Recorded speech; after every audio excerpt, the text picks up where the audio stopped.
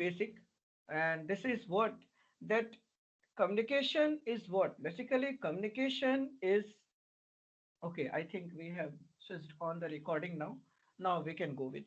Okay, so communication is a process. It is a sum of all things that one person does when he wants to create understanding in the mind of other. Communication क्या है? Communication एक process है जिसके through कोई भी व्यक्ति किसी दूसरे को कुछ कहना चाहता है, कुछ समझाना चाहता है, या फिर अपने आइडियाज को, अपने थॉट को, अपने बिलीफ को दूसरे तक कन्वे करना चाहता है।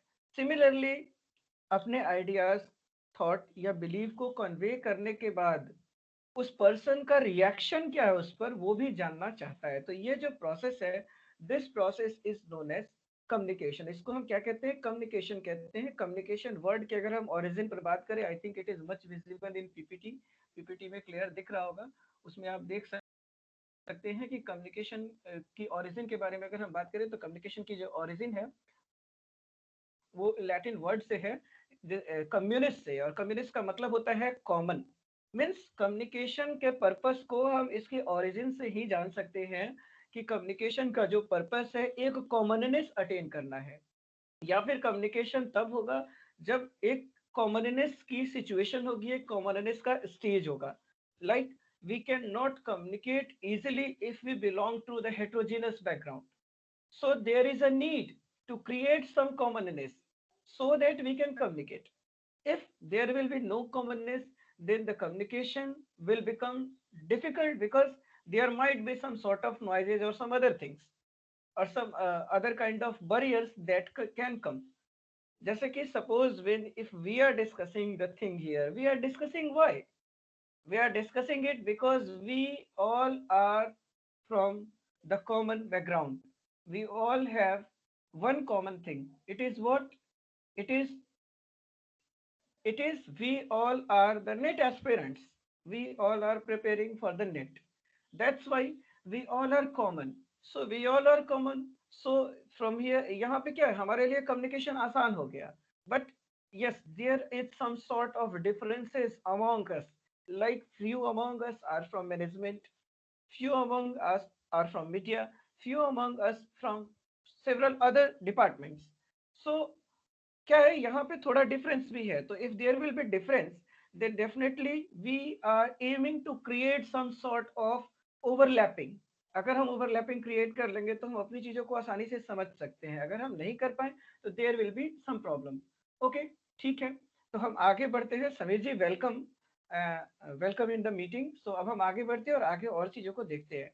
तो अब अगर देखें तो कुछ यहाँ पर हमने डेफिनेशन प्रेजेंट किए हैं। You can see in the PPT, एक लुइस एलन का डेफिनेशन है और दूसरा हेरोल्ड कुंज और हेंस वेरिक ने कम्युनिकेशन को डिफाइन किया। उन्होंने बताया है कि communication is the transfer of information from sender to receiver with information being understood by the receiver. Denis McQuail के अगर हम डेफिनेशन को गौर करें, हम बस जल्दी से इसको हम देख लेते हैं जो हमारे डेलीगेट्स के डेफिनेशन है, और उसके बाद जो है हम आगे बढ़ेंगे। तो डेनिस मैकवेल जो है, डेनिस मैकवेल ने डिफाइन किया है that communication is a process which increases community but requires element of community for it occurs at all. यानी यहाँ से हम एक चीज बिल्कुल क्लियर समझ सकते हैं कि कम्युनिकेशन का जो पर्पस है वो टू फोल्ड है।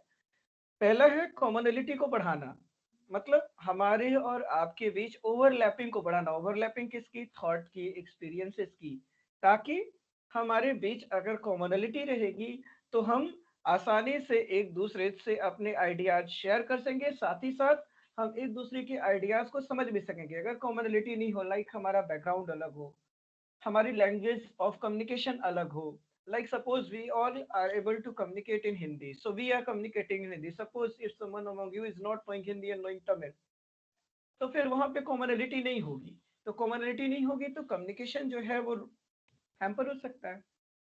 तो कम्युनिकेशन का पर्पस टू फोल्ड है। The first, to increase the commonality. Communication से क्या होता है? हम एक दूसरे से अपने आइडियाज शेयर करते हैं, अपने व्यूज शेयर करते हैं, और आइडियाज व्यूज शेयर करके एक कॉमन इकोसिस्टम बनाते हैं। और दूसरी चीज, to so that communication can be held, to facilitate the communication, the commonality is very important। तो ये दो चीजें हैं, कुछ तो कॉमन होना चाहिए, बाद बाकी हम कम्युनिकेशन करने के बाद कॉमन बैकग्राउंड क्रिएट करेंगे। चलिए हम आगे बढ़ते हैं कुछ और चीजों पे। अगर हम बात करें इंडियन पर्सपेक्टिव ऑफ कम्युनिकेशन की, तो इंडियन पर्सपेक्टिव ऑफ कम्युनिकेशन जो है ये कहता है कि Indian communication is basically the process of attaining साधारणीकरण, एंड द प्रोसेस ऑफ साधारणीकरण कैन बी अटेन्ड बाय सहृदय। अब सवाल यहाँ पर दो तीन उठते हैं। पहला सवाल ये उठता है कि साधारणीकरण क्या है, और साधारणीकरण को सहृदय अटेन कर सकते हैं, तो ये सहृदय कौन है? तो ये दो चीजों पर हम बात करते हैं। और सबसे बड़ी बात कि ये जो इंडियन फिलोसफर्स ने इसको एक्सप्लेन किया है, जिसमें यादव और तिवारी दो फिलोसफर का दो दो रिसर्चर, कम्युनिकेशन रिसर्चर का नाम, कम्युनिकेशन साइंटिस्ट का नाम सबसे ज्यादा आता है। तो ये जो थ्योरी इन लोगों ने प्रोपाउंड की, इसका ओरिजिन क्या है, from where this the concept of साधारणीकरण came. So we all must know the things that from where this came, what is what it wants to convey, and what how it is different from the other disciplines or other perspectives of communication. तो Indian philosophers के हिसाब से साधारणीकरण का मतलब होता है to be simple. साधारणीकरण mean to attain sense of simplification. और इसकी जो ओरिजिन है इस कम्युनिकेशन की, जो ये मॉडल है, जो इस मॉडल को साधारणीकरण मॉडल भी कहते हैं, तो इस मॉडल की जो सोर्स है ये है भरत मुनि के नाट्य शास्त्र में। तो नाट्य शास्त्र जो है भरत मुनि का, वहां से ये कॉन्सेप्ट ट्रेस होता है साधारणीकरण का। और साधारणीकरण का मतलब होता है the process of attaining a commonness, such a type of environment where no one can be intolerant. All people will be tolerant, all people will be able to listen each other, all people will be able to properly receive the message that they are conveying among themselves. तो साधारणीकरण का जो process है वो यही कहता है कि एक ऐसा सिचुएशन हम अटेन करें जहां पर टॉलरेंस हो, जहां पर सुनने की कैपेसिटी डेवलप हो, जहां पर हम एक दूसरे की बातों को सुन सके, समझ सके, और सुनने के बाद जब हम प्रॉपरली समझ सकेंगे बिल्कुल सेम पर्सपेक्टिव में, जिस पर्सपेक्टिव में कि हमारा जो सेंडर है वो बात को कहना चाह रहा है। तो ये जो प्रोसेस है, ये प्रोसेस साधारणीकरण प्रोसेस कहलाती है। और साधारणीकरण प्रोसेस जो है ये कौन अटेन कर सकता है? तो ये सारे लोग अटेन नहीं कर सकते हैं, ये वही लोग अटेन कर सकते हैं जो सहृदय हो। सहृदय का मतलब क्या होता है? सहृदय का मतलब वैसे लोग जिनके अंदर सुनने की क्षमता हो, जिनके अंदर अ, अ, ये पेशेंस हो, ये एबिलिटी हो कि वो सामने वाले को सुन सके, समझ सके, और उसके बाद रिस्पॉन्ड कर सके, सुन समझ उसी पर्सपेक्टिव में सके जिस पर्सपेक्टिव में सेंडर जो है वो मैसेज कन्वे कर रहा है। जैसे इसका एग्जांपल देते हैं। ऐसे सुनने में बड़ा ही आसान लगता है और लगता है कि ऐसा होता है बिल्कुल, लेकिन अगर हम प्रैक्टिकली एग्जामिन करेंगे तो हम पाएंगे कि हमारे लाइफ में ही कई बार ऐसा होता है कि हम सामने वाले को कन्वे कुछ और करना चाहते हैं, सामने वाला उसको किसी और पर्सपेक्टिव में ले लेता है।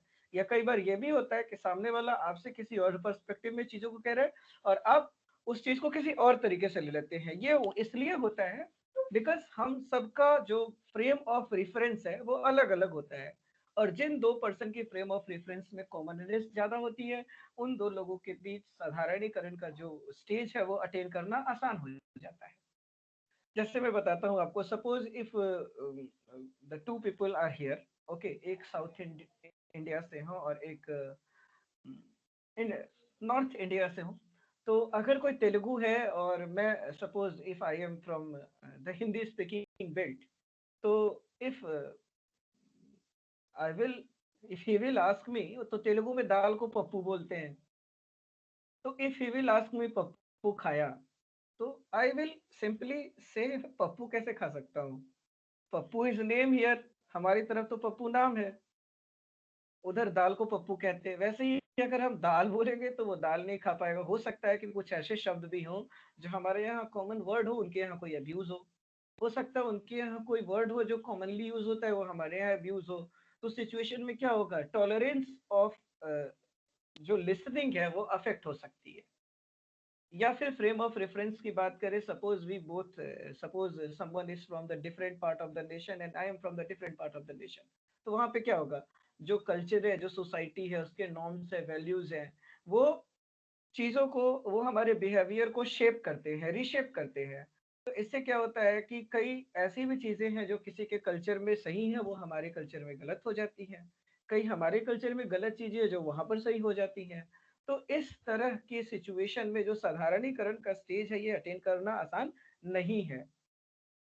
और साधारणीकरण तभी आएगा जब हम सहृदय हों। सहृदय हम कब होंगे? जब हमारे पास सुनने की कैपेसिटी हो। और सुनने की कैपेसिटी को कौन अफेक्ट करता है? हमारा फ्रेम ऑफ रेफरेंस अफेक्ट करता है, हमारी थॉट प्रोसेस अफेक्ट करती है। और हमारा फ्रेम ऑफ रेफरेंस और हमारा थॉट प्रोसेस किससे अफेक्ट होता है? उस जगह से अफेक्ट होता है जिस सोसाइटी में हम रहते हैं, उस कल्चर से अफेक्ट होता है जिस कल्चर को हम फॉलो करते हैं, उस लैंग्वेज से अफेक्ट होता है जिस लैंग्वेज को हम बोलते हैं, या फिर उस ज्योग्राफिकल एरिया से अफेक्ट होता है जहां पर हम रह रहे हैं। तो और भी कई डायनेमिक्स हैं जो इस चीज को अफेक्ट करते हैं। तो this is basically the Indian philosophy of communication. एक और चीज मैं जोड़ देता हूं, एक यहाँ पर मैंने फिलोसोफर का नाम लिखा है, डिसनायके का। डिसनायके कौन है? कोई बता सकता है क्या? Has anyone listened about him? Who is Dissanayake? Who is Dissanayake? कोई बताएगा क्या डिसनायके के बारे में? डिसनायका कौन है और इनकी ओरिजिन कहाँ से है? आलोक?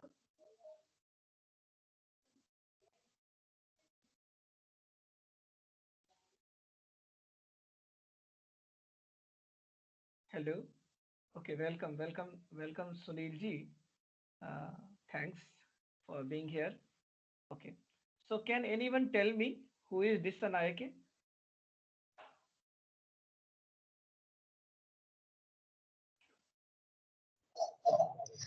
Hello hello. या आलोक बताइए।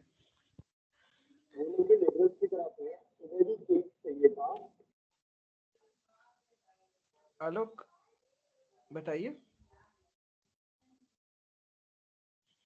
एक्चुअली पता नहीं क्यों ये म्यूट मतलब अनम्यूट नहीं हो रहा है। अच्छा, देयर माइट भी कुछ स्लोनेस होती है कई बार, तो दिक्कत हो जाती है, कोई बात नहीं वो। ठीक है, लेकिन आपकी आवाज बीच बीच में आ रही है जब आप अनम्यूट करने की कोशिश कर रहे हैं तो। ओके। नहीं, आवाज तो आपकी पूरी क्लियर आ रही है। एक्चुअली वो ऐप से बाहर जाने के बाद मतलब ऐसे हो रहा है। ऐप के मतलब वो जब हम ऐप में जा रहे हैं तो फिर से वो ये हो जा रहा है, बंद हो जा रहा है। Okay okay. क्या देयर बोल रहे थे माइट बी आप, एक बार सम। बताइए फिर से। हाँ, मैंने पूछा था कि ये हमने कुछ इंडियन पर्सपेक्टिव कम्युनिकेशन को डिस्कस किया अभी। उसमें हमने हाँ वो एक समझ। अभी रिसर्चर का नाम लिया है, डिसा नायके का। तो डिसा नायके की रिलेवेंस क्या है? Why Dissanayake is famous? And हम इनकी चीजों को यहाँ क्यों कोट कर रहे हैं? क्या इनके बारे में कुछ पता है आपको? डिसा नायके कौन है? नहीं देखिए पता तो नहीं है लेकिन मतलब हम जब वो क्लास 9 में हम जब पढ़ाते थे तो वहाँ पे मैंने पढ़ा था कि ये श्रीलंकन थे और ये शायद लीडर थे। और जब वो क्या कहते हैं Tamil Tamil and non Tamils में जब वो यस। डिस्ट्रीब्यूट होते थे तो उसमें इनका एक रोल था। Basically, he is Sri Lankan, okay, and he is known for his research on communication. Or Dissanayake was the first person in Asia to criticize the Western concept of communication. क्योंकि western concept of communication जो है ये mostly objectified objectification पर ज़्यादा जाता है। और western communication perspective जो है वो ज़्यादातर जो है वेस्टर्न कम्युनिकेशन पर्सपेक्टिव वो सेंट्रिक है आपका, सेंडर सेंट्रिक है, रिसीवर सेंट्रिक नहीं है।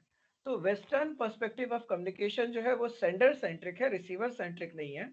तो इस चीज को क्रिटिसाइज करने वाले डिसनायके वाज अमंग दोज रिसर्चर्स। डिसनायके थे, उन्होंने कहा, उन्होंने वेस्टर्न न्यूज वैल्यूज के खिलाफ भी बहुत कुछ बोला। उन्होंने बोला कि वेस्टर्न न्यूज वैल्यूज जो है sometime they are creating media as an industry. तो वो मीडिया को एक इंडस्ट्री तो बना रहा है, कॉरपोरेट तो बना रहा है, लेकिन कहीं ना कहीं ये जो वेस्टर्न न्यूज वैल्यूज हैं, ये कहीं ना कहीं मीडिया को उसकी सोशल रिस्पॉन्सिबिलिटी से भी रोक रहे हैं। तो Dissanayake was the first person who explained these things और क्रिटिसाइज किया वेस्टर्न मीडिया थियरीज को और अपनी थियरीज के साथ आए। हम लोग इसके बारे में बात करेंगे अगर हमारा डिस्कशन आगे कंटिन्यू रहता है और हम चीज़ों को सिस्टमेटिक तरीके से ले जाने में सफल हो पाते हैं तो डेफिनेटली हम इस चीज़ की चर्चा करेंगे, इन चीज़ों को देखेंगे, समझेंगे, ज़रूर देखेंगे, बशर्ते कि हमारा ये जो डिस्कशन है ये कंटिन्यू रहे। क्योंकि कई बार इस तरह से डिस्कशन हमने शुरू किए और ड्यू टू सम हर्डल्स हमें रोकना पड़ा, बट फाइनली ये तो हम सबकी इच्छा है कि ये इस तरह से बढ़ते रहे बेहतर तरीके से।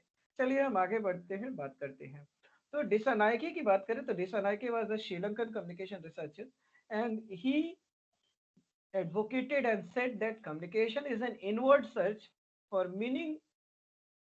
It is a process leading to self-awareness, then to freedom and finally to the truth. Communication के जो फिलोसफिकल एस्पेक्ट थे उसको इंडियन फिलोसफर, साथ ही साथ जो उनके कंटेम्प्ररी एशियन फिलोसफर्स थे, एशियन रिसर्चर्स थे कम्युनिकेशन के, उनको इन्होंने हाईलाइट किया और इन्होंने कहा कि जो कम्युनिकेशन का प्रोसेस है वो इनवर्ड ट्रुथ फाइंडिंग प्रोसेस है, पहली बात। और दूसरी बात, ये हम इंडियन पर्सपेक्टिव को देखें अगर कम्युनिकेशन के, या फिर आपका जो एशियन पर्सपेक्टिव कम्युनिकेशन का उसके बाद डेवलप हो रहा है, उन दोनों चीजों में हम देखें तो हम ये पा रहे हैं क्या कि the both are basically Asian perspective of communication and Indian, similarly India is in Asia, they are receiver centric, they are not sender centric.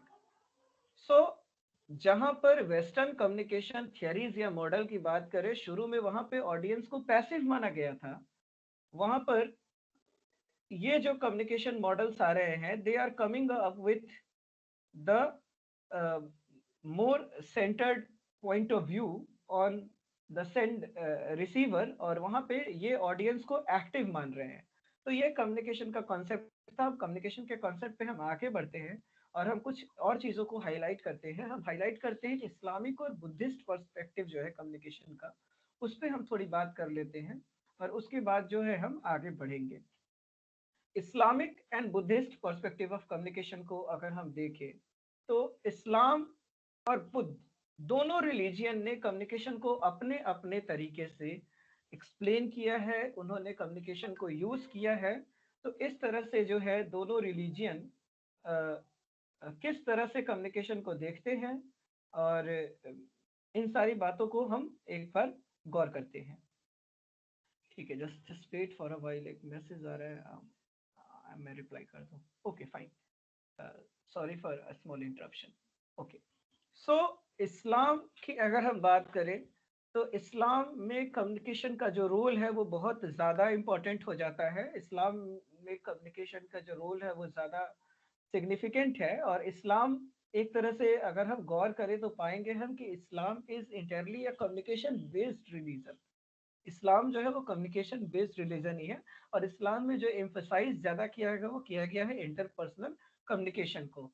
अब इस्लाम है क्या, बेसिकली इस्लाम में किन किन तरह के कम्युनिकेशन को हाईलाइट किया गया है, आप गौर करें पाएंगे आप कि इस्लाम is communication with one self, other human and divine. इस्लाम में दो चीजों पर ज्यादा गौर हो रहा है। पहला, communication with one self means खुद से बात करना, means it's a kind of meditation.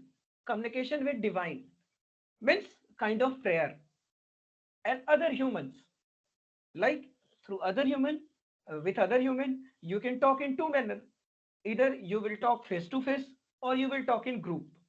So islam का जो कम्युनिकेशन का पर्सपेक्टिव है वो अगर हम यहाँ से गौर करें तो दो तीन तरह का जो कम्युनिकेशन प्रोसेस है या कम्युनिकेशन का टाइप है उसको ज्यादा हाईलाइट करता है। वो है interpersonal communication, interpersonal communication and group communication.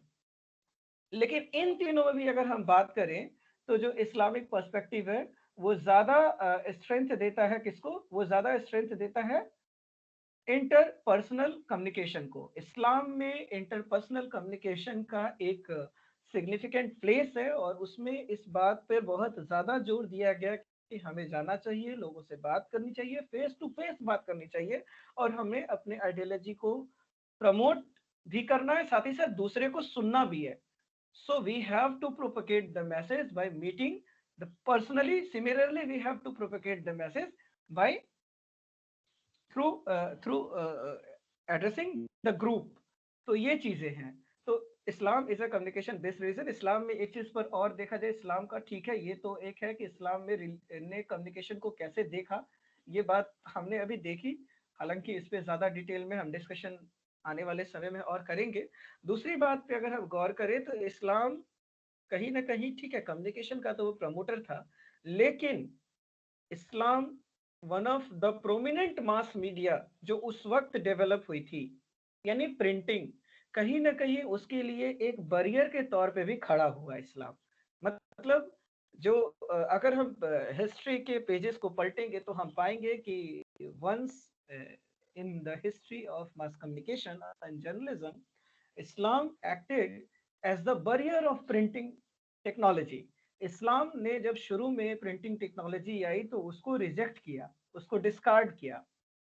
वैसे भी whenever some changes occur in the society, so audience have the fear about that change. समाज में जब भी कोई बदलाव आता है तो जो लोग होते हैं, पब्लिक होती है, उनके अंदर उस बदलाव को लेकर के डर होता है. So it is the role of the policy makers and the stakeholders to reduce that fear, to remove that fear, to create the positive environment so that new things can get absorbed. क्योंकि हमने जब कई चीजों को पढ़ा है, जैसे हम एवरेट एम रोजर्स की डिफ्यूजन ऑफ इनोवेशन पढ़ते, तो हम देखते हैं कि उसमें किस तरह की ऑडियंस है.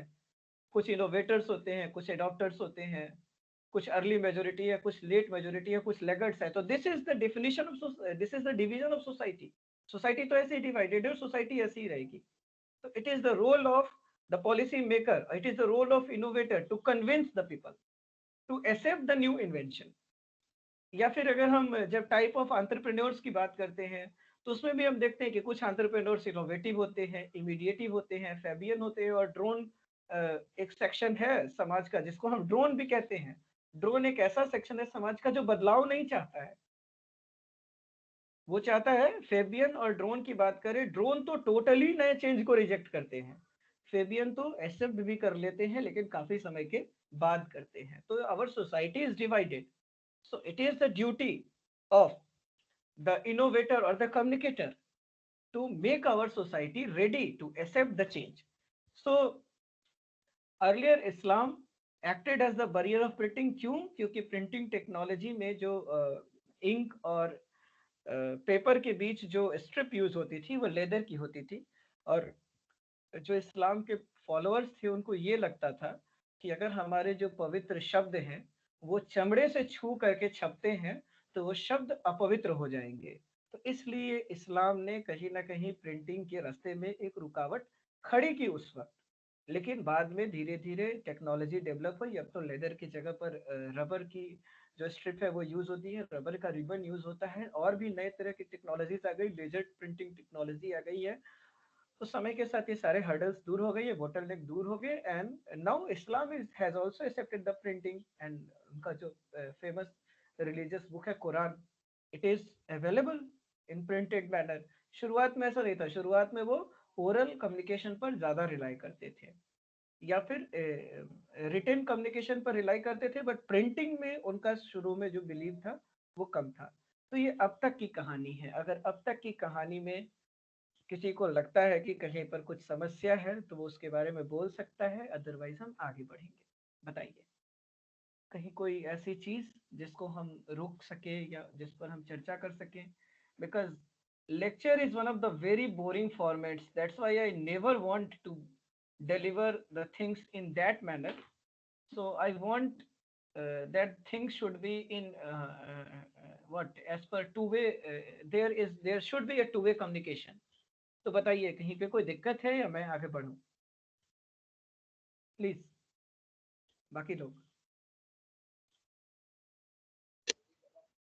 नहीं नहीं, बढ़िया. बढ़िया. मेरी आवाज बिल्कुल स्पष्ट है, कोई दिक्कत तो नहीं है?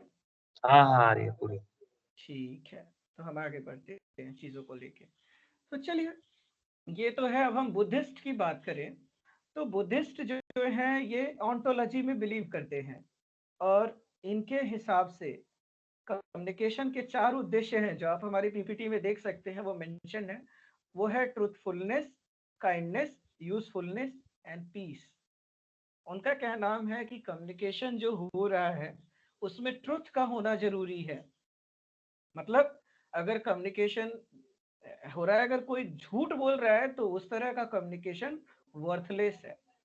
दूसरी चीज, काइंडनेस, कम्युनिकेशन ऐसा हो जिससे सोसाइटी में काइंडनेस प्रमोट हो, लोग एक दूसरे से काइंडली बिहेव करें, लोग the gesture should be kind and communication should not be violent. So ये था दूसरा प्रिंसिपल। थर्ड प्रिंसिपल की अगर हम बात करें, यूजफुलनेस, वो कहते थे कि ये कम्युनिकेशन करने की जो एबिलिटी है, कम्युनिकेट करने की जो एबिलिटी है जो ह्यूमन बीइंग को मिली है, ये एबिलिटी रेयर है, ये एबिलिटी यूनिक है। ये एबिलिटी किसी दूसरे ऑर्गेनिज्म को नहीं दी गई है कि वो इतने बेहतर तरीके से कम्युनिकेट कर सके। तो हम जब भी अपना मुंह खोलें, कुछ अच्छा और कुछ यूजफुल बोलने के लिए खोले, बेकार की बातों को ना करें। और चौथा, शांति। संवाद के थ्रू समाज में पीस एंड प्रॉस्पेरिटी प्रमोट हो, न कि वायलेंस एंड एंगर प्रमोट हो। ये तो सारी चीजें ठीक है, लेकिन मैंने एक यहाँ पे शब्द यूज किया है, ontology. Can please anyone among you throw light on this ontology, क्योंकि इसका कनेक्शन है क्वालिटेटिव रिसर्च से। तो ऑन्टोलॉजी के बारे में कोई कुछ कहना चाहेगा यहाँ पर जो लोग मौजूद हैं? अगर आप कहें प्लीज, आपके पास कुछ इंफॉर्मेशन इसके रिलेटेड, तो प्लीज शेयर करें ऑन्टोलॉजी क्या है। उसके बाद हम आगे बढ़ेंगे। I hope you will found the things interesting. या प्लीज हेलो। प्लीज। यस आलोक। हाँ, ऑन्टोलॉजी मतलब वो क्या कहते हैं, नेचर नेचर के बारे में वो करना, पढ़ाई मतलब उसके बारे में जानना या नहीं है, जहाँ तक हम जानते हैं। बिल्कुल बिल्कुल। कुछ और कोई वैल्यू एडिशन करना चाहेगा? तान्या,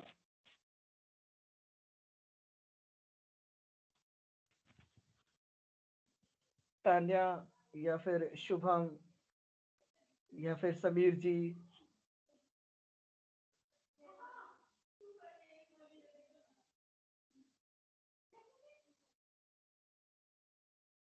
या पूजा इज स्टिल एडेड, तो पूजा।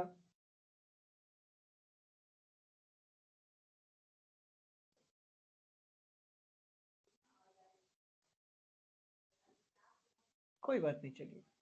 I'm explaining this from my side. तो आलोक ने जो कहा वो सही कहा।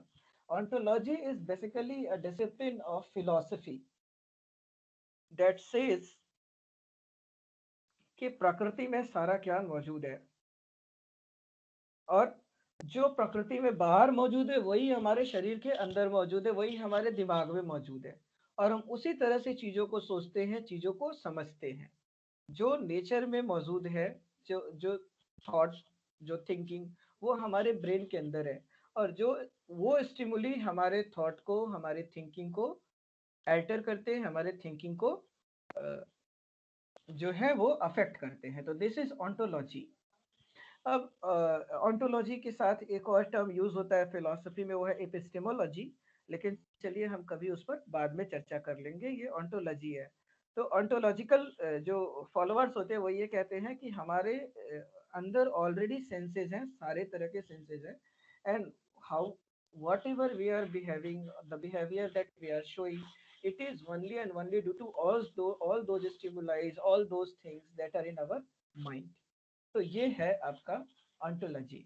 तो बुद्धिस्ट जो है they generally believe in ontology, उन्हें एपिस्टेमोलॉजी में बिलीव नहीं था। एपिस्टेमोलॉजी कहता है कि we are like blank CD, हम एक ब्लैंक सीडी की तरह हैं, और हमें जो फीड कर दो वो हो जाएगा। लेकिन बुद्धिस्ट ऐसा नहीं मानते थे। बुद्धिस्ट लोगों का क्या नाम था कि नहीं, हम ब्लैंक सीडी नहीं है, बल्कि हमारे अंदर नेचर ने सारी चीजों को पहले से सेंसेस के तौर में हमारे माइंड में दे रखा है, और हम जो भी सोचते हैं और जो भी डिसाइड करते हैं वो हम डिसाइड करते हैं on the basis of through due to those things, those senses only. चलिए ठीक है, fine. So we are going on another thing that which is very useful and which is very worth और यहाँ से चीज़ें जो है बहुत मेरे हिसाब से तो कोशिश है कि हर चीज़ बहुत इंटरेस्टिंग तरीके में से आपके सामने आए। फिर भी अगर आपको लगे कि कहीं पर कुछ परेशानी हो रही है या बहुत बोर हो रहा है, तो प्लीज़ आप बताएंगे, ताकि जो है हम उन चीज़ों को दूर कर सके, उन चीज़ों को रेक्टिफाई कर सके और बेहतर तरीके से और हम आने वाले समय में कम्युनिकेट करने में कैपेबल रहें। ठीक है, फाइन.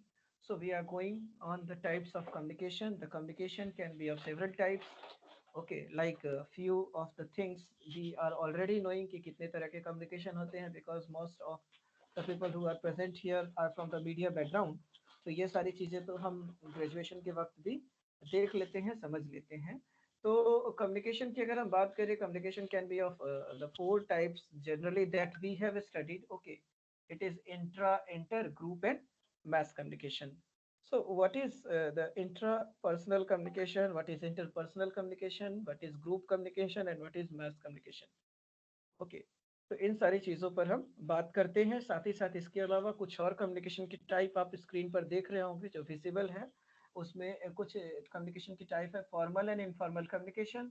इसके अलावा वर्टिकल एंड हॉरिजॉन्टल कम्युनिकेशन की भी कहीं आप देख रहे होंगे, हमने उसको मेंशन कर रखा है. इसके अलावा verbal and non verbal, mediated non mediated communication, assertive communication और साथ ही साथ कुछ और भी कम्युनिकेशन की बात हमने की है. उसमें कुछ कम्युनिकेशन की टाइप है ऑर्गेनिक, और ऑर्गेनिक के साथ एक मैंने I think organic will be the last. हालांकि इसके अलावा एक चीज हम और डिस्कस करने की कोशिश करेंगे, it is mass line communication. हालांकि अगर आपकी तरफ से ओपिनियन आएगा तो बेहद खुशी की बात है, अदरवाइज मैं इन चीजों को एक्सप्लेन तो करूंगा ही.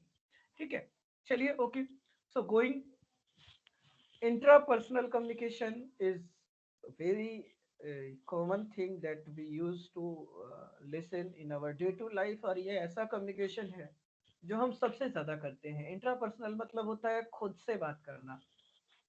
लाइक हम, हमारा माइंड जो है वो कभी भी शांत नहीं बैठता है. हम जानते हैं कि हमारा जो मन है ये बिजली की भी गति से तेज चलता है. तो दिस इज क्या होता है, हम खुद से खुद में बात करते हैं. हम कई बार सोचते हैं किसी चीज को, सम किसी चीज को जो है हम डिसाइड करते हैं कि कैसे करना है, क्या करना है. किसी चीज को हम इमेजिन करते हैं, कोई चीज हम बहुत पहले देखे होते हैं तो हम उसको रिकॉल करते हैं. तो this all are the part of intra personal communication. ये देखिए मैकलिन की दी हुई डेफिनेशन है जो आप पीपीटी में देख रहे हैं. It is basically the intrapersonal communication. उन्होंने डिफाइन किया है, it is communication with one's self that may include self talk, act of imagination, visualisation, even recall and memory. तो ये जो आपकी कम्युनिकेशन टाइप है, this type is known as intrapersonal communication. ठीक है, तो खुद से बात करना. So such a type of communication is known as intrapersonal communication. अब देखिए इसमें क्या क्या आता है. इसमें प्लानिंग आती है, इसमें प्रॉब्लम सॉल्विंग आती है, कुछ आपके अंदर में इंटरनल कन्फ्लिक्ट चल रहा है, आप उसको सॉल्व करते हैं खुद से ही कम्युनिकेट करके, खुद में इवैल्यूएट करते हैं अपने आप को, दूसरों को जज करते हैं या फिर दूसरे के बारे में कुछ परसेप्शन बनाते हैं. This all are the type of intrapersonal communication. ये सारा चीज जो है आपके माइंड में होता है. We are communicate within our mind and this all relies on the previous interaction with external world. Definitely अगर हम कभी क्वेश्चन को अप्रोच करें और वहां पर आ जाए कि what influences the intrapersonal communication. So external interaction, जो प्रीवियस इंटरेक्शन है या जो एक्सटर्नल वर्ल्ड की जो चीजें हैं, एक्सटर्नल वर्ल्ड की चीजें, जैसे the society in which you are living, the ethnicity that you belong, the culture that you following, okay, the religion from which you are, the study that you have done. So these all are the factors that can affect our intrapersonal communication level. Like अगर हम बात करें, हम अपने ही journey और stages की बात करें, तो जब हम सेकेंडरी स्कूल के स्टूडेंट थे तो हम अपने से क्या कम्युनिकेट करते थे मोस्ट ऑफ द टाइम. अगर हम अपने करियर एस्पेक्ट्स की बात करें कि हमें बोर्ड देना है, बोर्ड में टॉपर बनना, मन ही मन ये सबके चलता होगा. हालांकि होना ना होना इज अनदर पॉइंट, बट होता होगा। फिर आप जब उससे आगे बढ़े होंगे तो आपका मन आपसे कम्युनिकेट करता होगा कि आपको डॉक्टर बनना है कि इंजीनियर बनना है या क्या बनना है।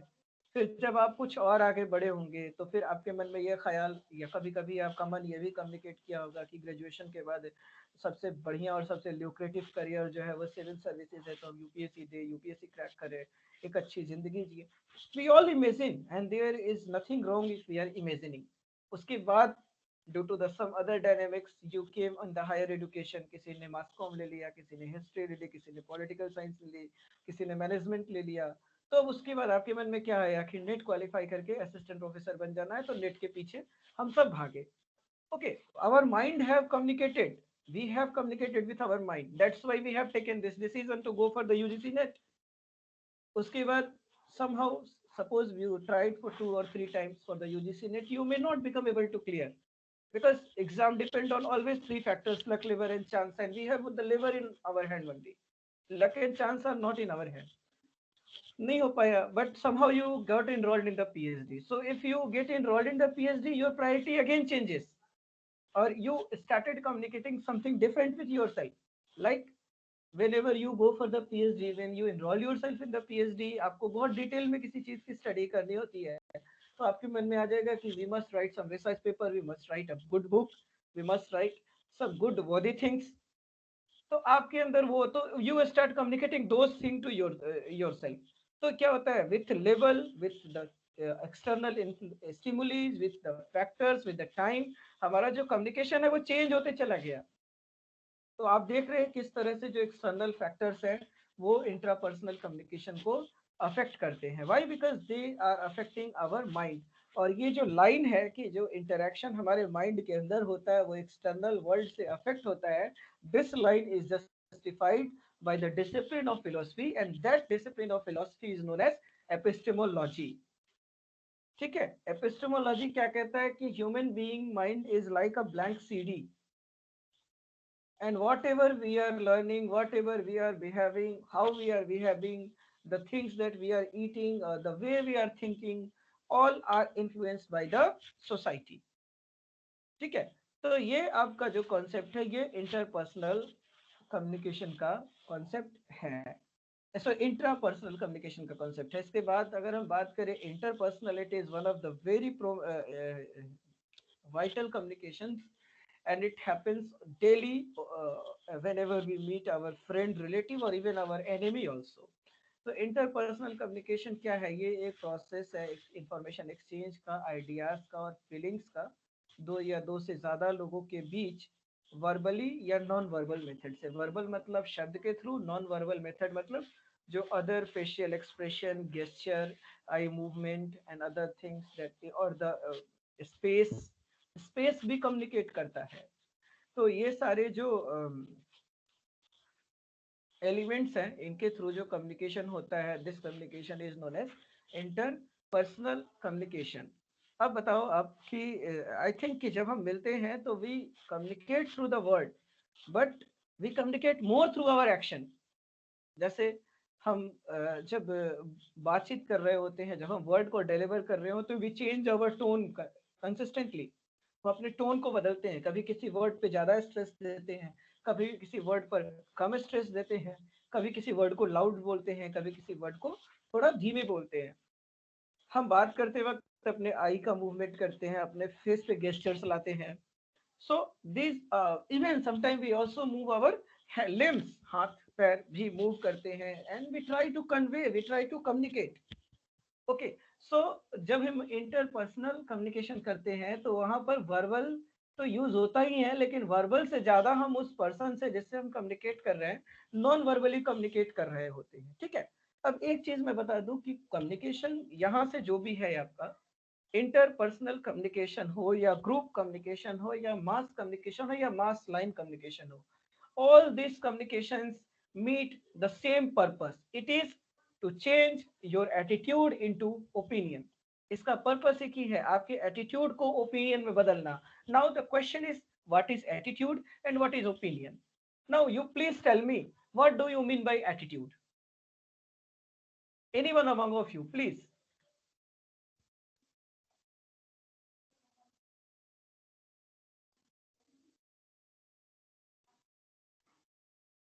Anyone please? भैया एक बार फिर से रिपीट करिएगा, मतलब क्या?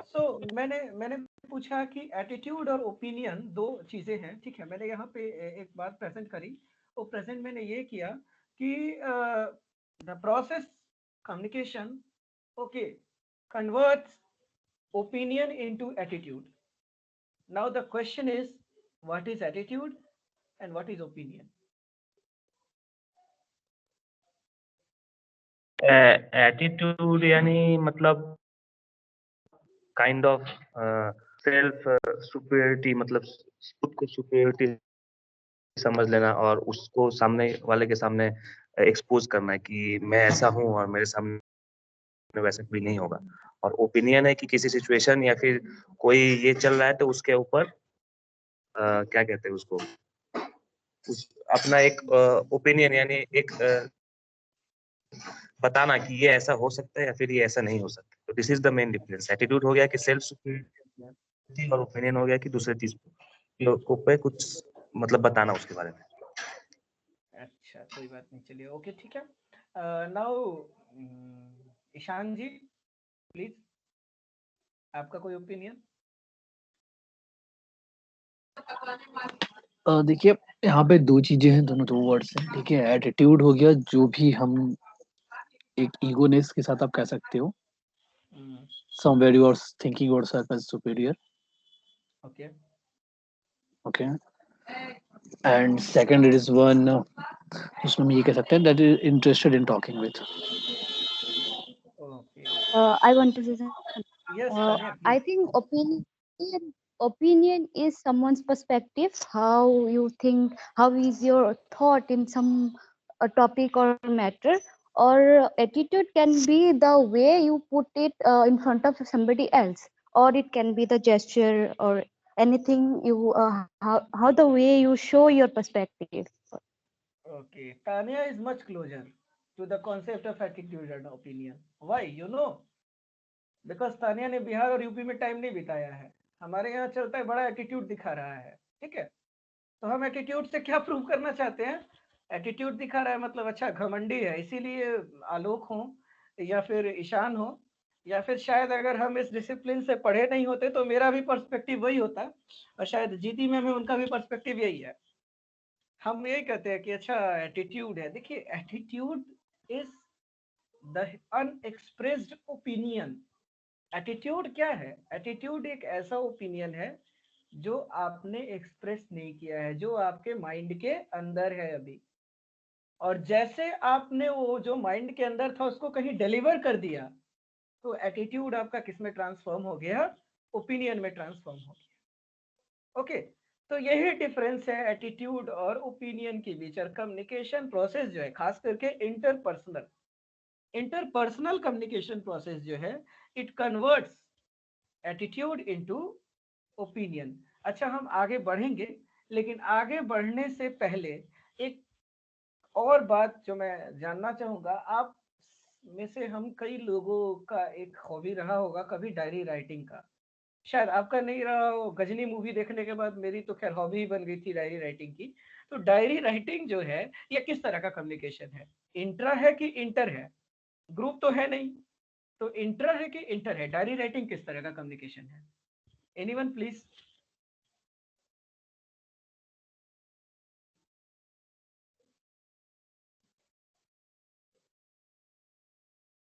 What kind of communication is diary writing? Interpersonal. Interpersonal. अच्छा ठीक है, कोई और कुछ अपना ओपिनियन देना चाहेगा भाई? समीर जी, और कोई कुछ? इंटरपर्सनल भैया आलोक जी, इंटरपर्सनल मतलब खुद से मतलब खुद से हम उसमें बात करते हैं ना, तो तो इंट्रा के इंटर? थोड़ा कंफ्यूजन हो गया। इंट्रा यानी खुद से बात करने वाला ना। कंफ्यूजन हाँ, नहीं होता तो हम पूछते क्यों ये सवाल? पूछते ही नहीं। कुछ तो है जो पूछ रहे हैं। तो उसी में थोड़ा कंफ्यूजन। हाँ, हाँ। इंट्रा मतलब होता है खुद से बात करना और इंटर मतलब होता है दूसरे से बात करना। हाँ तभी, हाँ सॉरी सॉरी, हाँ तब इंट्रा पर्सनल, इंट्रा क्योंकि पर्सनल। उसमें हम खुद की भावनाएं, मैंने यानी हमने जो देखा या फिर जो वो फलाना इंसिडेंट को देख के व्हाट वी थॉट, तो हम वी एक्सप्रेस इन दैट हमें कैसा लगा और ऐसा कैसा दिन बिताया, तो यस यस। काइंड ऑफ अपने थॉट्स को ही अपने जरिए ही हम एक्सप्रेस कर रहे हैं। Not only diary writing, whatever the writing exercise that we are doing, okay, this is an intrapersonal communication. जब तक हम लिख रहे होते हैं तब तक वो इंट्रापर्सनल कम्युनिकेशन है, ठीक है। लेकिन अगर वो इंट्रापर्सनली हमने लिखा और लिख करके उसको किसी डायरी राइटिंग में तो ऐसा नहीं होता है, diary is a very personal thing. लेकिन अगर हम सोशल मीडिया पे लिखते हैं, ठीक है, then there what we are doing, पहले हमने इंट्रापर्सनल किया लिखा, लेकिन now we are going to have the group communication in written manner, तो एक अलग चीज हो जाती है। लेकिन अगर हम डायरी राइटिंग की बात करें तो diary writing is not inter, क्योंकि उससे आप किसी दूसरे से बात करने नहीं जा रहे हैं, आपने अपने ही थॉट को डायरी के पन्नों से कम्युनिकेट किया है। तो such type of communication is known as interpersonal communication. And here you know, यहाँ पर मतलब वो जो है डायरी राइटिंग इंट्रापर्सनल कम्युनिकेशन हो गया। अब हम इंटर पर आते हैं। इंटर की हमने बात की कि दो लोगों के बीच का ये कम्युनिकेशन है, और इसमें कम्युनिकेशन की इफिशियंसी को स्ट्रेंथ कौन प्रोवाइड करता है? तो स्ट्रेंथ प्रोवाइड करता है डिलीवरिंग कैपेबिलिटी और effectiveness of transferring the message. Like अगर मैं और आप बात कर रहे हैं, अगर मैं अपनी बातों को बिल्कुल क्लियरली प्रेजेंट करने में सक्सेसफुल हो जाता हूँ, तो ये कहेंगे कि यस, ये इंटरपर्सनल कम्युनिकेशन इफेक्टिव रहा। लेकिन अगर मैं फेल हो जाता हूँ तो फिर कम्युनिकेशन होते हुए भी कम्युनिकेशन नहीं हो पाया। तो यहाँ पर जो एबिलिटी है सेंडर की मैसेज को ट्रांसफर करने की, और जो एबिलिटी है रिसीवर की मैसेज को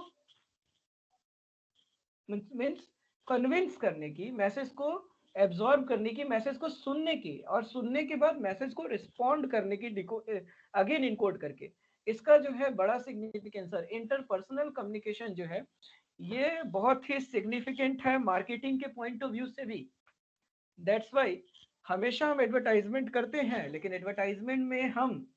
एडवर्टाइजमेंट से ज्यादा हम डोर टू डोर सेलिंग में बिलीव रखते हैं, डोर टू डोर सेलिंग को प्रमोट करते हैं। इसके अलावा आप देखिए आजकल एडवर्टाइजमेंट भी थ्रू मेल, डायरेक्ट मेल या थ्रू फोन आने लगा है। तो इससे आप समझ सकते हैं कि इंटरपर्सनल कम्युनिकेशन जो है उसकी वैल्यू या उसका सिग्निफिकेंस कितना ज्यादा है, ठीक है। अब हम आगे बढ़ते हैं, बात करते हैं हम ग्रुप कम्युनिकेशन की। ग्रुप कम्युनिकेशन बेसिकली जब हम एक साथ बैठते हैं और बैठ करके बातचीत करते हैं, अपने विचारों को शेयर करते हैं, तो इस तरह का कम्युनिकेशन जो है ग्रुप कम्युनिकेशन कहलाता है। ग्रुप कम्युनिकेशन में पार्टिसिपेंट्स का जो नंबर होगा वो हमेशा 2 से ज्यादा होगा। तो इस तरह का जो कम्युनिकेशन है वो ग्रुप कम्युनिकेशन कहलाता है। अब देखिए ग्रुप कम्युनिकेशन को भी आजकल के जो मॉडर्न कम्युनिकेशन थियरिस्ट हैं उन्होंने 2 तरीके में बांट रखा है। वो 2 तरीके हैं, एक होता है इंट्रा ग्रुप कम्युनिकेशन और एक होता है इंटर ग्रुप कम्युनिकेशन। तो ये दोनों को कोई क्लियर करेगा क्या, intra group and inter group communication? देखिए it is all about the common sense. तो अगर आप में से कोई करना चाहे एक्सप्लेन तो प्लीज करें, intra and inter group communication. भैया इंट्रा यानी मतलब जो छोटे मोटे ग्रुप्स में, जैसे मान लीजिए हम आप और शुभम 3 मिल के हम लोग बात कर रहे हैं, मतलब शेयर कर रहे हैं। और इंट्रा ग्रुप का मतलब हो गया कि लंबा, जिसमें तकरीबन 15, 20, 25 मतलब कोई लिमिट ना हो। तो ये डिफरेंस है इंट्रा में, यानी स्मॉल और सॉरी इंट्रा यानी स्मॉल और इंटर यानी बड़ा। ओके ओके, और कोई कुछ अपना ओपिनियन देना चाहेगा? तान्या?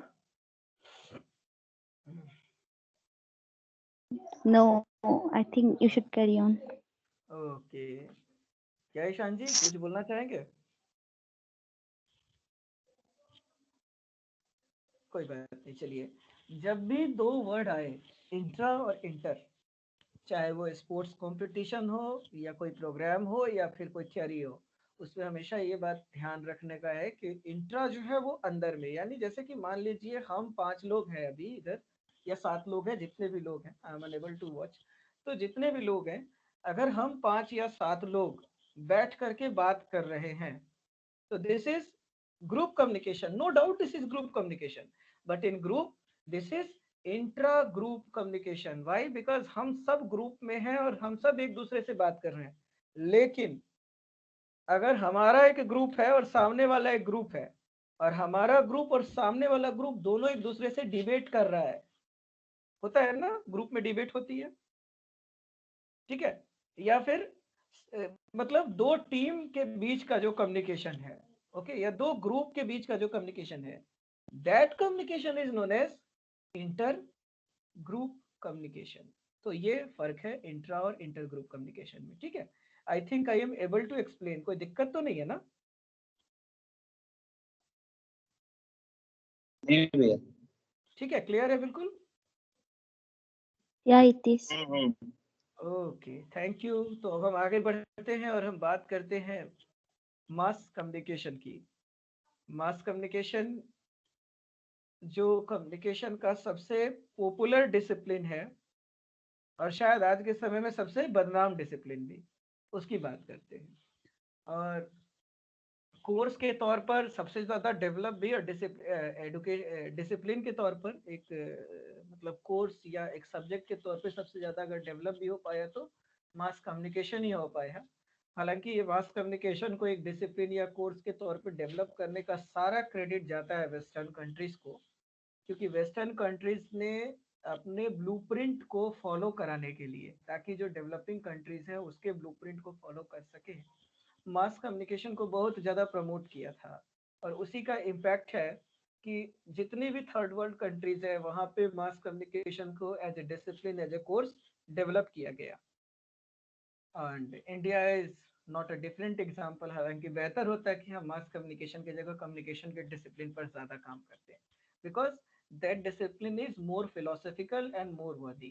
खैर चलिए आगे बात करते हैं. मास कम्युनिकेशन ज़्यादा कुछ नहीं है, ये है एक मैसेज को क्रिएट करना और उस मैसेज को एक बड़े लार्ज ऑडियंस से, जो हेट्रोजेनस भी है, ज्योग्राफिकली एक दूसरे से आइसोलेटेड भी है, उस ऑडियंस से कम्युनिकेट करना जो है, ये कम्युनिकेशन मास कम्युनिकेशन कहलाता है.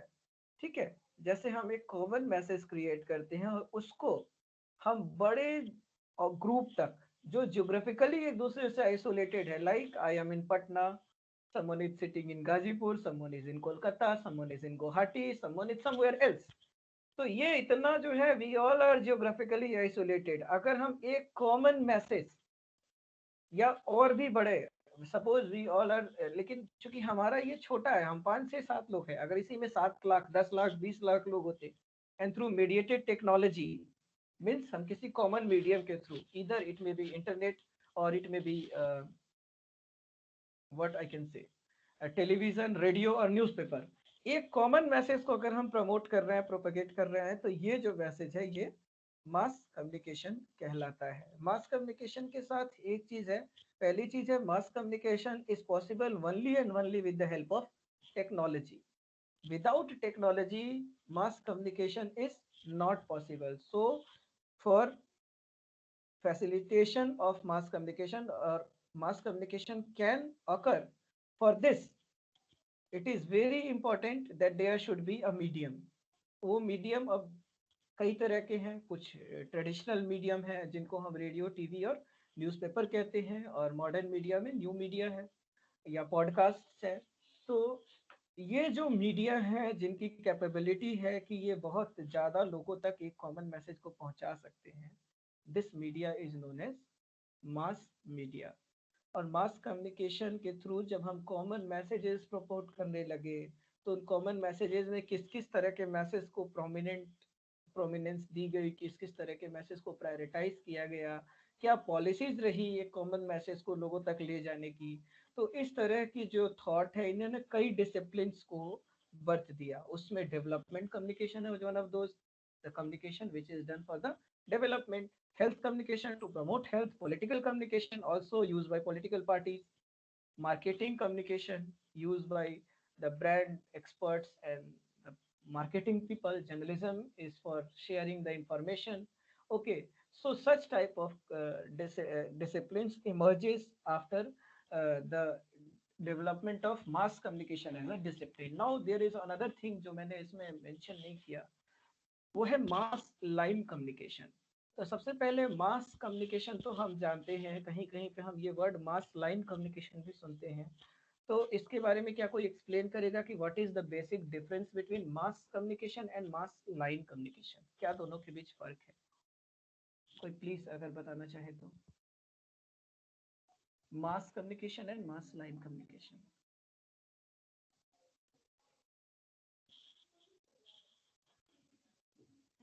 Anyone please.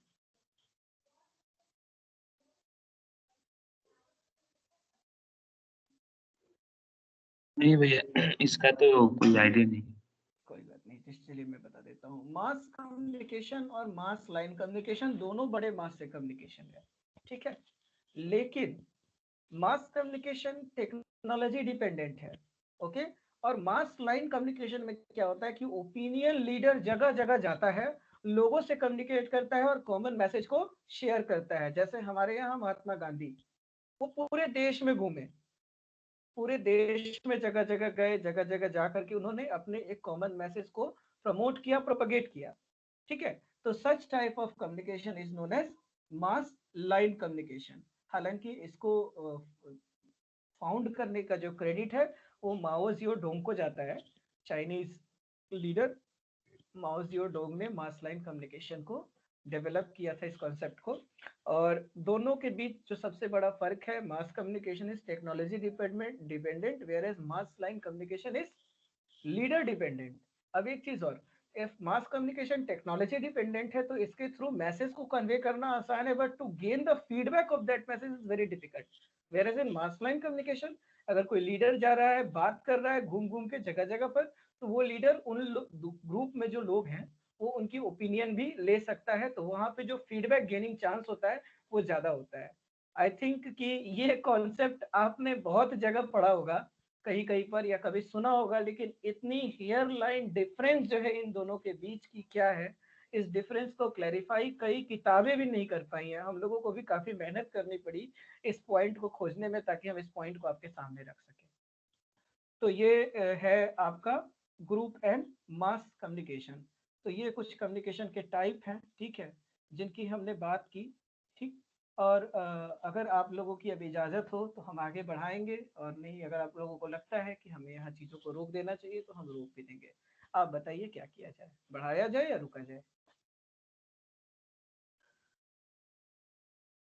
ये एक्चुअली मेरी थोड़ी क्लासेस, ठीक है, 6 बजे से. इसीलिए तो अगर इसीलिए उसके मैंने मतलब पौने 6 तक हो जाए तो हाँ, हाँ, आप जैसा हो अच्छा, बताइए. पौने 6 तक ठीक है. बाकी लोग की क्या ओपिनियन है भाई, जो लोग हैं, बढ़ाया जाए कि रोक दिया जाए? यहाँ पे Tania. I would like to carry on if others agree with that. चलिए, ओके, थैंक यू. तो कुछ देर तो we can carry on for 15 more minutes, okay, and then we shall end it, okay. At least we should. Yeah, okay. Vineet ji, हाँ जी. विनीत जी, हाँ जी हाँ, विनीत. मैं थोड़ा नहीं सुन पाया, लेकिन या मैं अभी मतलब 5 मिनट पहले आया हूँ, अभी थोड़ा बाहर गया था. तो एक चीज मतलब मैं पूछना चाहूंगा कि आप लोगों ने ये डिस्कस किया क्या कि what is the difference between journalism and mass communications? ये चीज नो, डिस्कस किया आप लोगों ने? राइट नाउ अभी हम वहां तक अच्छा, नहीं गए हैं, ठीक है. और we will go ahead, because this is general paper sir, तो यहाँ पे जर्नलिज्म से जो रिलेटेड है बहुत ओके, ज्यादा ओके. नहीं है, ठीक है. So, तो हम अभी वहां नहीं गए हैं, yeah, actually it will become like more. I thought. Yes sir. तो चूंकि इट विल हाँ, बिकम मोर या सब्जेक्ट या स्पेसिफिक ना, तो अभी हम वहां तक गए नहीं है, तो हम जाएंगे वहां तक, जरूर जाएंगे. लेकिन दैट हाँ, will be subject specific I think ना, पेपर 1 के लिए उसकी खास सिग्निफिकेंस नहीं है, इसलिए हमने उसको रखा नहीं है, अच्छा, अच्छा, हाँ, ठीक हाँ. है. नहीं, जैसे आप डिफरेंस बता रहे थे ना, अभी मैं सुन रहा था, हाँ, तो हाँ. सोचा कि आई शुड ऐड. नहीं नहीं, बिल्कुल बिल्कुल answer, that is one of another value addition. अगर हम एक दो चीजें ज्यादा जान भी लें तो उससे कुछ बुरा नहीं ओके. होगा, तो definitely we shall go with that, okay. And I would love, अगर आपके पास वक्त हो तो, इस जो स्लाइड्स कुछ एक दो बचे हैं, इसके पे अगर हम डिस्कशन कर ले, अगर वक्त बचे तो जरूर आप उसको डिस्कस कर पाए. हाँ, ओके सर. बिल्कुल. Okay okay, thank you. ठीक है, ठीक. तो फॉर्मल एंड इनफॉर्मल कम्युनिकेशन की अगर हम बात करें, फॉर्मल कम्युनिकेशन एक ऐसा कम्युनिकेशन है जो प्लान्ड होता है, ठीक है. लाइक जब आप बॉस के पास जाते हैं, तो बॉस के पास जाते हैं, you go with some proposal. If boss is coming, you he is not coming, you coming to you to gossip. He's coming with some message. So such type of communication is known as formal communication, which is deliberately created. Okay, it officially prescribe path for the flow of communication among various position in the organization. तो ये क्या होता है, ये deliberately planned होता है. अब देखिए formal communication can be of two types generally. Okay, the first type is vertical communication and the second type is horizontal communication. Vertical communication क्या होता है, जब communication एक हिरार्की से दूसरे हिरार्की के लोगों के बीच हो रहा हो, तो इस तरह का जो कम्युनिकेशन है वो वर्टिकल कम्युनिकेशन कहलाता है. like as per example, suppose if the CEO of a company is sending a mail to the department in charge and department in charge is sending it further to the other employees. Okay, so such type of system is known as vertical communication. Or in vertical, the employees might have some grievance, so they may report to the department in charge. The department in charge will go further ahead to the manager, and manager will go further ahead to the CEO. So these two type of communication are the formal type of communication, and these two basically such a type of communication which is occurring among the persons who are on different hierarchy. Such type of communication is known as vertical communication. In vertical अगर वो CEO से नीचे की ओर आ रहा है, employ की ओर आ रहा है, तो this type of communication is known as downward communication. अगर एम्प्लॉय से ऊपर की ओर जा रहा है, बड़े बॉसेस की ओर जा रहा है, तो हम कहेंगे वो क्या है, वो अपवर्ड कम्युनिकेशन है. तो ये आपका कम्युनिकेशन में फॉर्मल में क्या हुआ, पहले तो वर्टिकल में कौन कौन से, अपवर्ड और डाउनवर्ड. अब जो अपवर्ड कम्युनिकेशन है, जो एम्प्लॉय से आ रहा है नीचे की ओर, तो वो communication generally this communication is top down communication. और जो डाउनवर्ड से अपवर्ड जा रहा है, that communication is bottom up communication. ठीक है, तो ये कम्युनिकेशन के कुछ टाइप्स हैं. ओके, फॉर्मल के अंदर में एक दूसरा मैंने बताया हॉरिजॉन्टल कम्युनिकेशन. तो horizontal communication is a communication which is occurring between the person who are at the same hierarchy but it is deliberately planned. Like suppose Tanya is a manager. Similarly, Sameer ji is also a manager, and myself is also a manager. Ishan is also a manager. So if we are communicating, meeting for making some policy formulation, then we are discussing something. So such type of communication. Or suppose if I am sending a mail to Tanya is sending that with addition a mail to Sameer is sending to Ishan. So such type of communication will be a horizontal communication. Why? Because it is occurring at the same hierarchy. So ये दो तरह के communication जो है ये आपके formal है. दूसरा कम्युनिकेशन जो वर्क प्लेस पर होता है वो है informal communication. Okay, informal communication technique जो है, इसमें क्या होता है, गूज टॉकिंग होती है.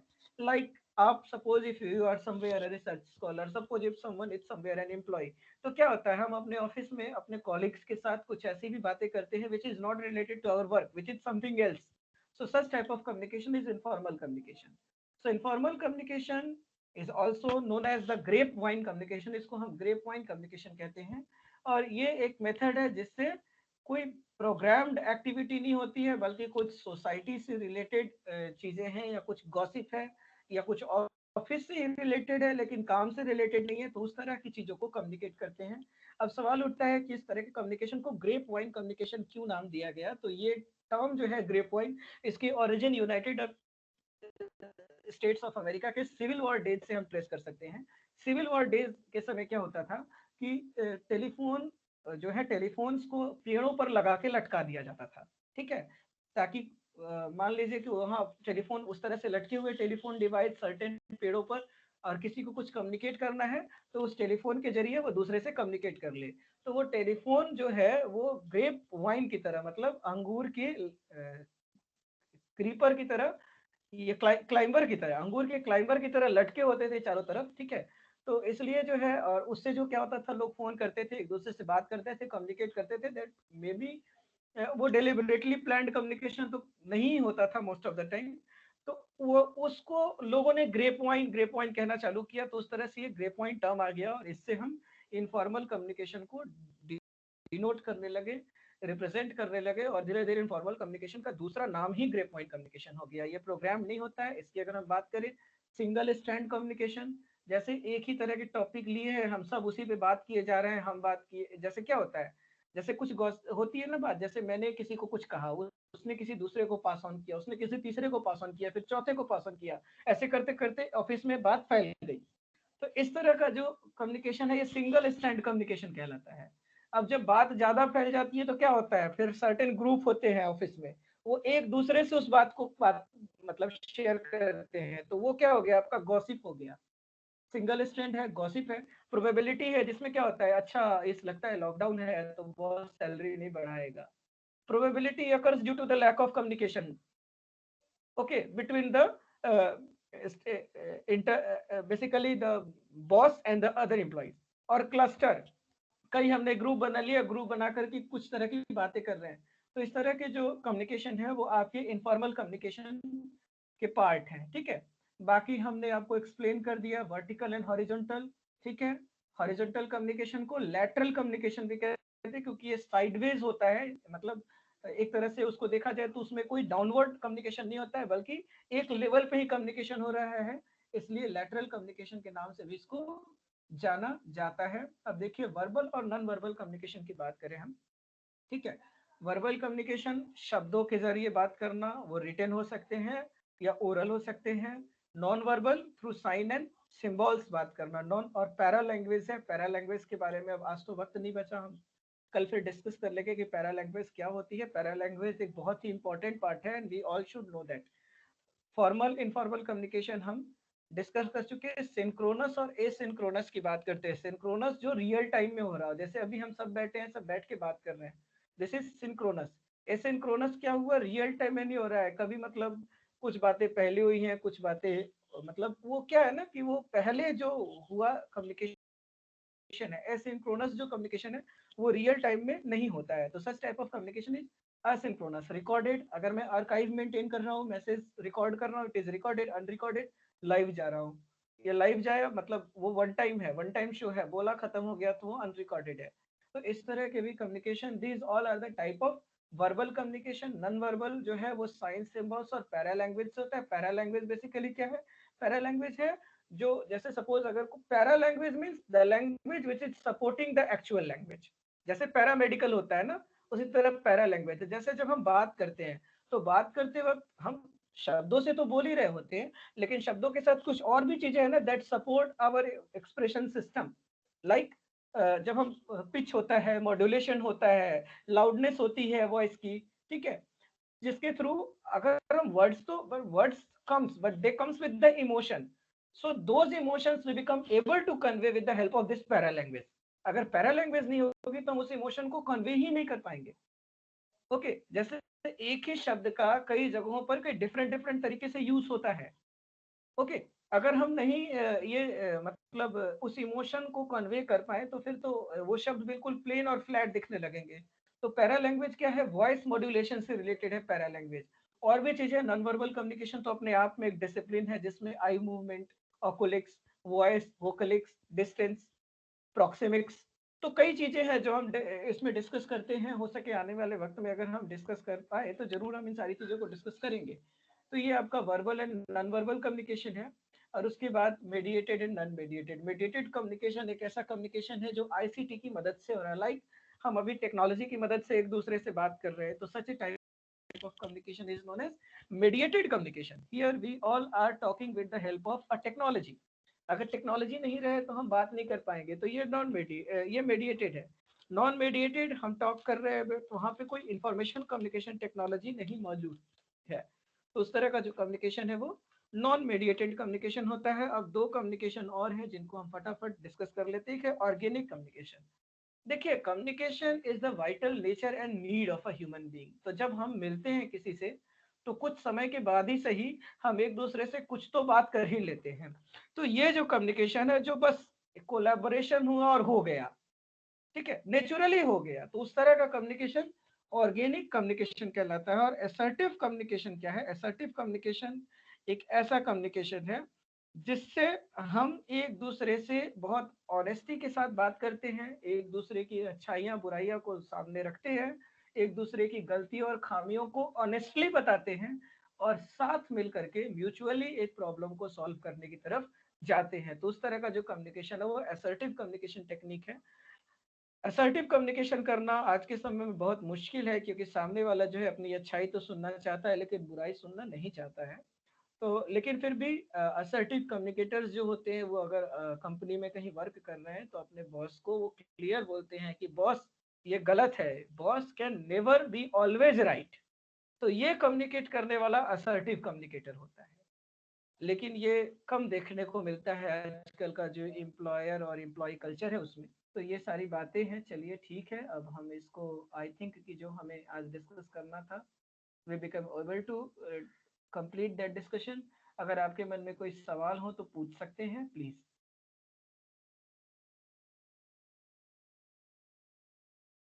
Any question?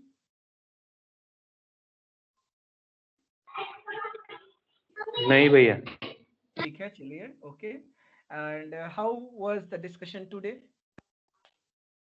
कैसा था ये? कहीं कुछ कमी हो, कोई खामी हो तो बताइए।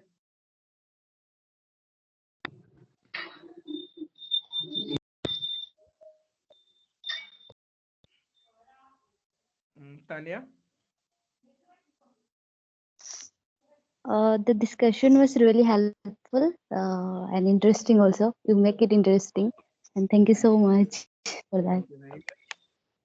ओके, तो चलिए हम इस उम्मीद के साथ कि फिर कल भी मिल सके आज चलते हैं, और होपफुली हम कल मुलाकात हो तो कुछ और चीज़ों को डेवलप डिस्कस कर पाए तो अच्छा है, अच्छा रहेगा, डेफिनेटली अच्छा रहेगा। तो okay, thanks a lot for listening and I hope you are enjoying, and it will be very good if we all start discussing something, if we all develop an ecosystem, and if we all share our views and things, because we all are the experts from different arenas. So okay, our group may be short, but yes, it will be productive. With this motive we shall try to continue the things. Thank you very much to listening me, झेलने के लिए जो बोलो। फिर कल मिलते हैं, bye. इसी टाइम पे ना कल? हाँ, कल 4 बजे ही मिले, और जल्दी मिलना है तो बताइए, जल्दी मिल लेते हैं, कोई बुराई नहीं है। नहीं नहीं ठीक है, एक्चुअली वो नेटवर्क में घर में थोड़ा दिक्कत है तो इसीलिए okay, I have to go out, वही प्रॉब्लम। अच्छा अच्छा अच्छा, बाहर जाना पड़ता है। हाँ तो हाँ ये हाँ। तो खैर आजकल क्या बोला, ये तो बड़ा मतलब चीजों को संघर्षशील बना रहा है, लेकिन होपफुली आप जियो। अगर कोलकाता चले जाएं तो फिर इस तरह की दिक्कतें खत्म हो जाए। एंड वी हाँ आई हाँ एम जल्द एक्सपेक्टिंग आएंगे जल्द। कि आप बेहतर पटना रहे या कोलकाता रहेंगे तो दिक्कत नहीं नहीं होगी। नहीं होते हुए जाएंगे भैया, होते हुए ही जाएंगे। हाँ हाँ, जरूर आइए, आपका हमेशा स्वागत है। ठीक है, चलिए okay Sameer ji, I think कि थोड़ा वक्त आज बीत चुका है, चूंकि इंट्रोडक्शन भी था तो 10-20 मिनट तो हम लोगों को शुरू करने में ही लग गया, लेकिन ठीक है। हम इस बात और आपका जो एक आई एम रियली सॉरी कि वो वक्त नहीं मिल पाया कि आप जर्नलिज्म एंड मास कम्युनिकेशन के डिफरेंस को क्लैरिफाई मतलब कर पाए, बट नो वरी, अगले क्लास में हम इसी से शुरू करेंगे। And it will be very the matter of pleasure कि आप पहले ही इस चीज़ को क्लियर कर दें, ताकि फिर हम आगे जब चीज़ों के साथ शुरू करें तो नए टॉपिक और नए पॉइंट को लेकर के आप पाए। ठीक है, thank you very much Sameer ji. Okay, thank you Tania. चलो फिर हम लोग मिलते हैं, bye bye. Thank you so much.